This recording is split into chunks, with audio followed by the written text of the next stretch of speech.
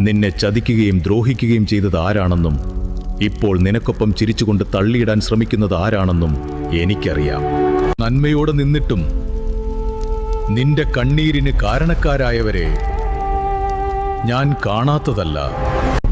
നിന്റെ കണ്ണിൽ നിന്ന് വീണ ഓരോ തുള്ളി കണ്ണീരും, നീ വിഷമിച്ച നിമിഷങ്ങളും എന്റെ കണക്കിലുണ്ട്. നീ വിഷമിക്കാതെ ധൈര്യമായിരിക്കുക. നിന്നോട് അനീതി പ്രവർത്തിച്ചവർക്ക് ഒരിക്കലും രക്ഷപ്പെടാൻ കഴിയില്ല. അവർക്ക് ഞാനൊരു സമയം കൊടുത്തിട്ടുണ്ട്. അതുവരെയും വിജയിച്ച സന്തോഷത്തിൽ അവർ കഴിയട്ടെ.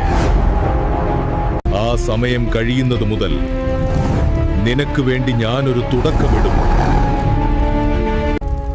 അന്നു മുതൽ നീ അനുഭവിച്ച അതേ വഴികളിലൂടെ യാത്ര ചെയ്ത് സമാധാനമില്ലാതെ അവർ അലയുന്നത് നീ കാണും. നിന്റെ കണ്ണീരിന് മറുപടി കൊടുക്കുന്ന നാളുകൾക്ക് അധിക ദൂരമില്ല. നീ ഭയപ്പെടേണ്ട.